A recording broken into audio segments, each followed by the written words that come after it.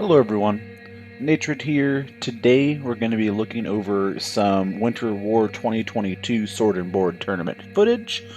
Figured this be topical to look at, given that Winter War 2022 is right, or 2023 is right around the corner. Some things that I kind of wanted to touch on going into this. This is a very long video, so I went ahead and just skipped about halfway through it. If you want to see the opening, you can go check it out on GORG the Blacksmith's channel. Other than that, let's go ahead and take a watch here. Chill for a bit.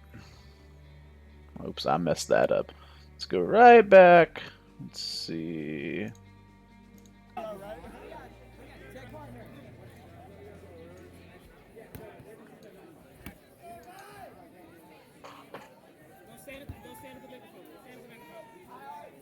Bell is again somebody who I find very fun to watch.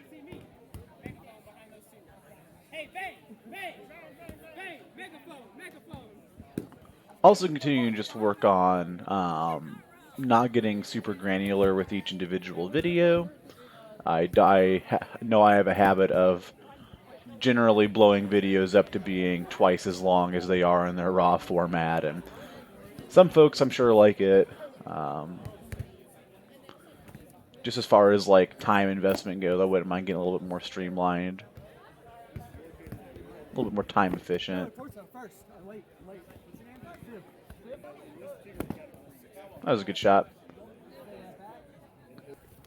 Stuff like that that Bell just did, it really goes to show that it doesn't take a ton of movement in these games. You know, people will. I've heard occasionally it brought up like, well, you know, you're really micro-focusing, hyper-focusing on something that really is only going to change like a tenth of a second or a degree of angle or a couple, like, you know, half an inch of spacing or whatever. And you know, when you're playing games that are this fast, that is sometimes relevant. Yeah, I feel like fella standing here with the shield should have shucked the shield already and maybe just try to finish this single blue.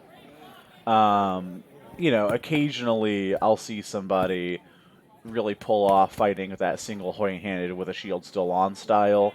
I think, like, you know, getting decent at doing that. Yeah, I picked up the arm there. Getting decent at doing that is like good for field fights. You don't want to be. You want to remain as useful as you can whenever you lose your primary arm. I feel like in one-on-one tournaments like this, or really just one-on-one sparring, anything that's one-on-one, you're going to have a little bit better off having that extra range of motion and reach with your striking arm, especially against somebody who's legged. Because when you have somebody who's legged, you know, they're obviously going to be less mobile than you, and then you can really like let's stop and look at this right now. This is I feel like where you don't ever want to be as a standing fighter against a legged fighter. Because like right here, that legged fighter, he has shots he can hit. You're standing in his pocket, right? Like maybe you'd have to reach to hit that shield side shoulder, but like that shield side leg is presented in right there. I feel like you either want to be outside of their range, or like right at the very edge of it, or you want to be in that crush zone. That's just how I like to fight. That crush distance. I feel like whenever you are, yeah, if you're in this area here, you're a little bit too close to. It slid over the top, bud.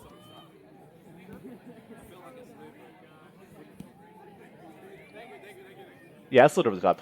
What I was trying to say initially is that whenever you play right out there at max range, you force that legged fighter to really reach for shots, and they'll occasionally will just throw themselves way out of balance and reach, you know, throw themselves way out of balance and reach way too far.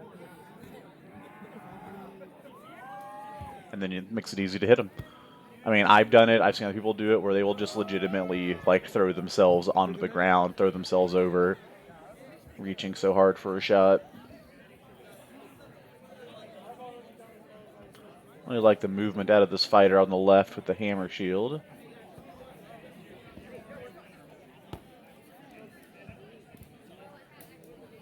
Don't really think there was a shot landed there, just maybe a reset for ranging. Yeah, I didn't see anything that looked like a really conclusive shot there. We're also definitely suffering from the cheekiness. We're also definitely suffering from a little bit of frame rate, lack of frame rate.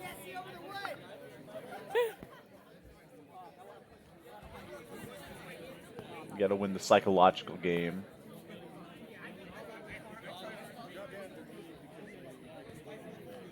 Like this distance where the black and white shield fighter is at, like this right here is where I kind of want to be a lot of the time. You know, you can dip into. Was that a leg shot? That looked super duper light. Oh no, okay. Hit the kneecap. But yeah. Being out there at max range, where you know you really kind of incentivize the leg fighter to lean in. That's where I feel like you get a lot of mileage out of leg shots because that was a good pump fake up. Because you know, like I'm a huge fan of leg shots. Doing a bunch of leg shots does not do anything for you unless you are positioning yourself and have the acumen to like capitalize on killing leg people pretty easily.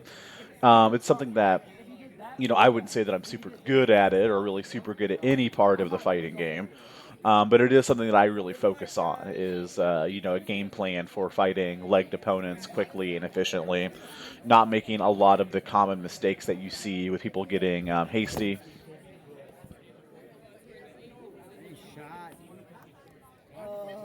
That a butt wrap that came up.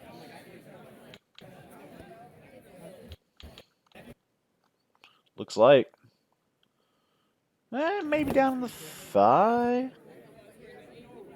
I'm not sure. I'll get on down the line here.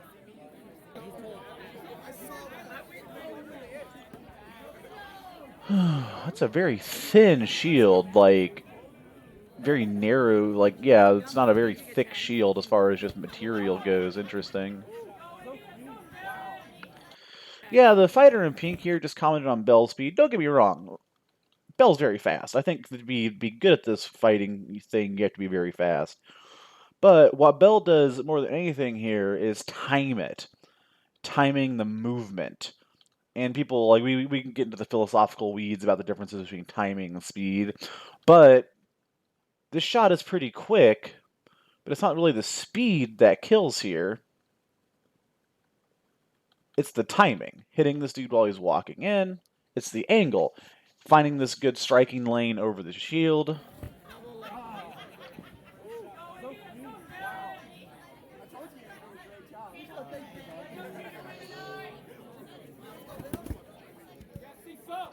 And talking about little like micro reads you can do too.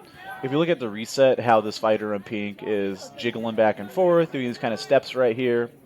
If you're fighting somebody who's actually very mobile, that it'll look very similar to that, but there'll actually be some movement happening here.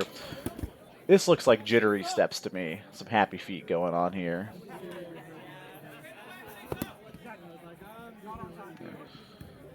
A lot of energy, not a lot of game plan, which I think is probably a good, probably oversimplification of a lot of the fighting you see in like Bell, Dag, Hearthlight.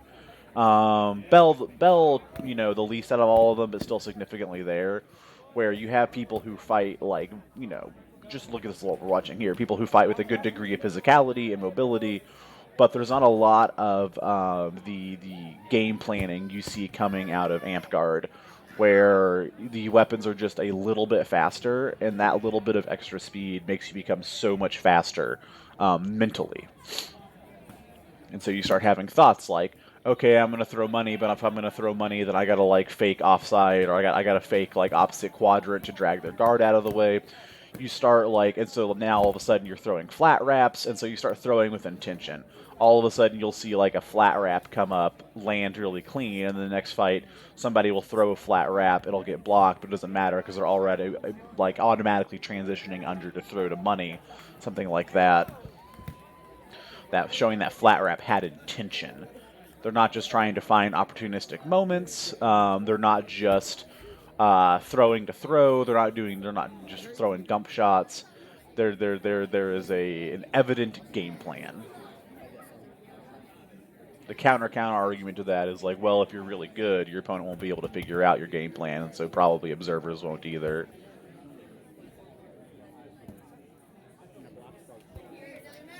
Are you giving commentary? Nip needs to stop throwing money like it's an amp guard and just hit her shoulder. There's my commentary. Stop throwing money like it's amp guard and hit her shoulder. Yeah, but money is a perfectly fine shot for Bell. You can generate good force. You can generate good force throwing money. Maybe trade there. Generate good force and also throwing to a sensitive zone. I don't know if you've ever been money shotted directly in the junk, but I've seen it happen. It's not Stabs great. win, guys. Come on, man. How many reds do you Coster? really hold?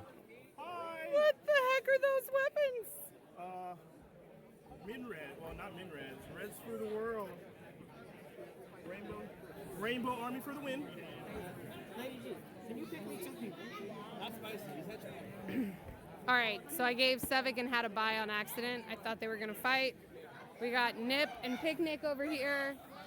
And then behind me is Spicy and Belle. Nip's been on the channel before. I don't think I've had a chance to look at any of Picnic's stuff.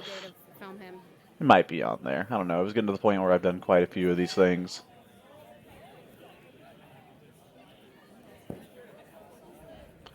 I have to say, I know it's hard to tell from like the camera. In fact, we can see some glare coming in there. This is one of the best lit night fights I've seen. And like, if you've watched GORG the Blacksmith's channel, they fight really often inside this little arena here. I really like the omnidirectional lighting of most of the night fighting I've done that's been lit has been with like one very harsh light on one side. So you're getting blinded from one side and then just contrast, everything is black on the other side.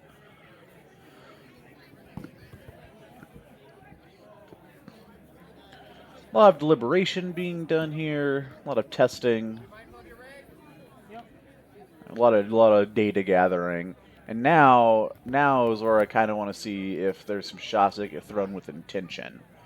Like, both of the fighters here are trying to figure each other out, but the difference between trying to figure each other out and just hesitating is whether you're learning along the way. You're coming up with a game plan along the way.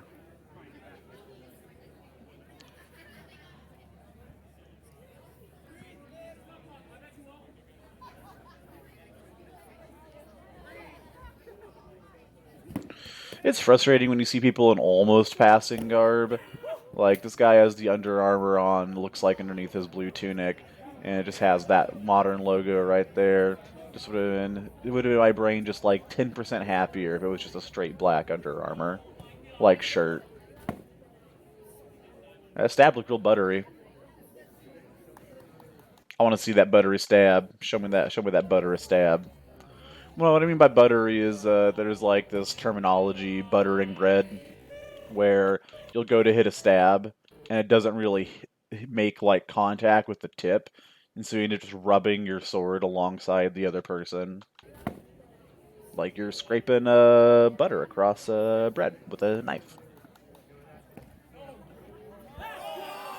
I believe the call he was indicating there is that it slid past him, which is kind of what it looked like to me. Stabs in board v board are not the most common strike to land, of course, but by God, is it really good feeling. Especially the fucking crossover stab right into their chest.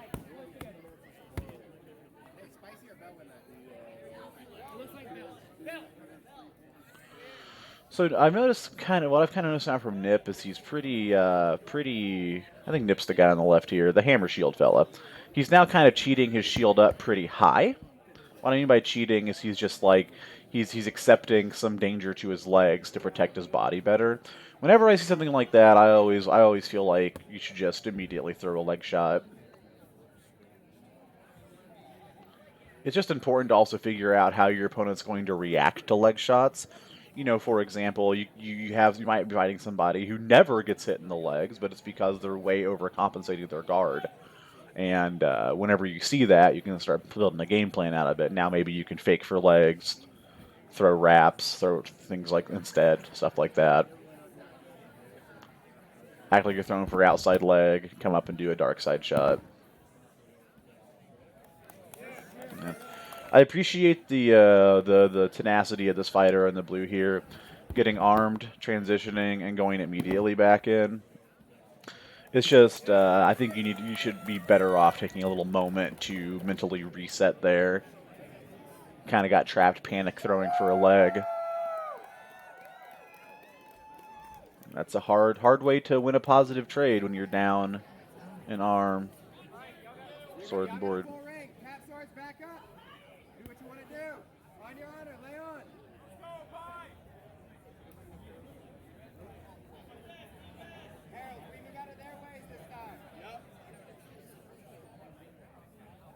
I'm sorry. Hey, you be nice.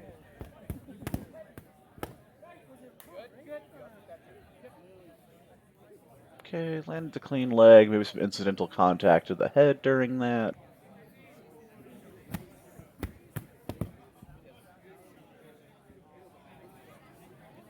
Look like that may have been a trade. 1-7. Fighters reset. Fighters.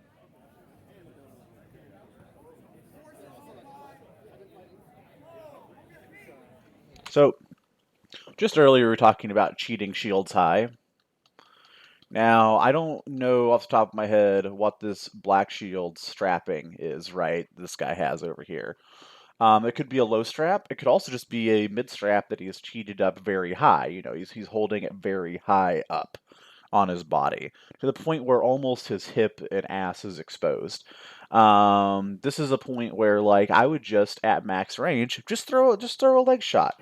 Maybe throw it just out of range. Just fake really hard for it. See if you can punish him, or at least punish his game plan a little bit by forcing him to respect that leg shot. It is a low strap shield. Yeah, there it is. And so against low straps especially, I feel like if you're not mixing in some leg shots, you're really kind of limiting yourself on the full panoply, the full fucking spectrum of flavor that you could be engaging in. Even just motions like that, that little circular fake there, where you just tip down towards the leg. Just see what they do. Like, throwing for legs is always going to kind of expose you because it's going to resolve an amount of reaching. But, you know, in the board matchup, you have the most protection in any matchup. Get punished less often for testing for legs. Very hard to pick up that match when you're down an arm. If you'd like to see a method that I think works pretty well for it, I did a highlight video a while back of Kurai, Warlord Kurai, picking up a board v board victory when he was down an arm. That again showed really solid intention. There's a game plan.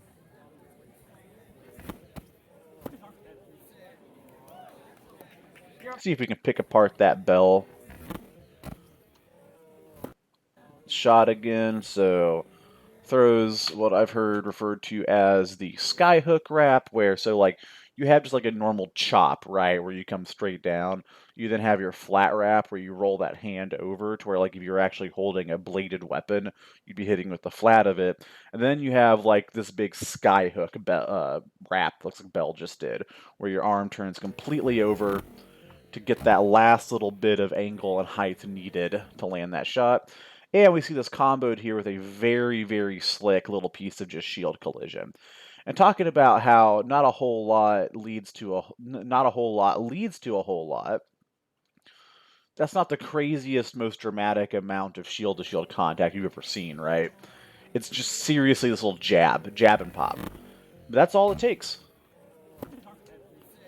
Very similar in philosophy to when you have flow fighters who will fake very hard with one hand and then immediately throw with the other, almost at the same time.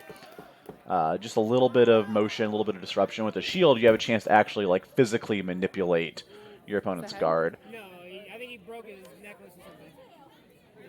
No problem. So we might have a piece of garb break.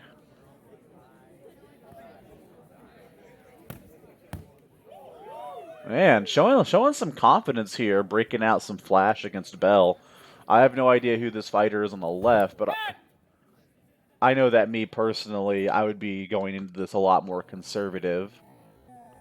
Maybe I'm just a little bitch soy boy.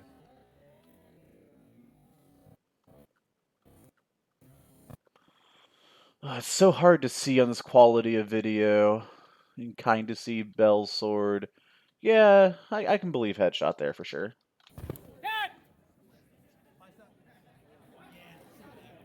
1 point Bell. I was waiting for you to tell me. I know I'm dead. It's called head or dead.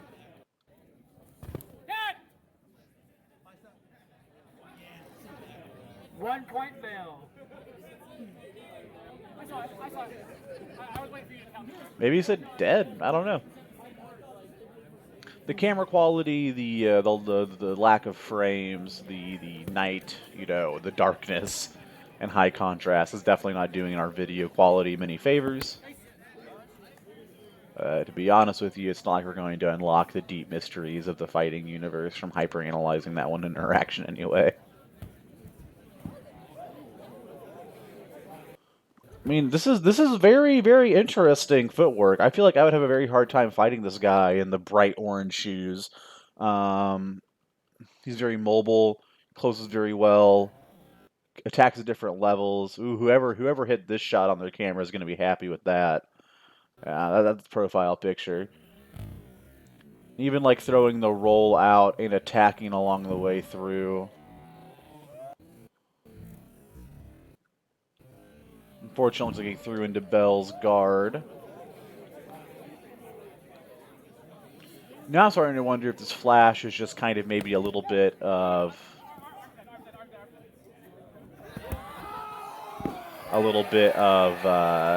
desperation. And yeah, I wonder why you don't see more of this. Like, yeah, you're in a major tournament finals, right? Like this is a major Bell tournament. You got to defend yourself at all times. Now again, it's regrettable that there's a little bit of shield to the face here, but homie bent over. Not really anything else to hit. I feel he might be a little bit steamed beans after that. No! Best of three. Best of three. Best of three. I thought it was finals, my bad. It is finals. No, my bad. Bell is your winner! Alright, cool. That's it. That was a little real tweaked up there at the end, geez. Man, so that's it's an unfortunate way to lose. I think more than likely, even if he had recovered his sword in time, Bell's still probably going to close this out. I gotta say, man, like, it's so important to keep your eyes on your opponent. Remember, it's a full contact sport game, whatever. That completely breaks line of sight. The next thing you see is Bell coming at him full speed. That was even the finals for the tournament, like not just the final match, but like the tournament decider. That's part of the reason why I feel like spin shots are so bad, and like with spin shots, you don't even lose line of sight on your opponent for that long. But it's dangerous, man. So that's all I got for you guys. I'm going to go ahead and cut this video off. I hope you enjoyed this more just like chatty, less detail-intensive take on fighting. And I will talk with you again soon.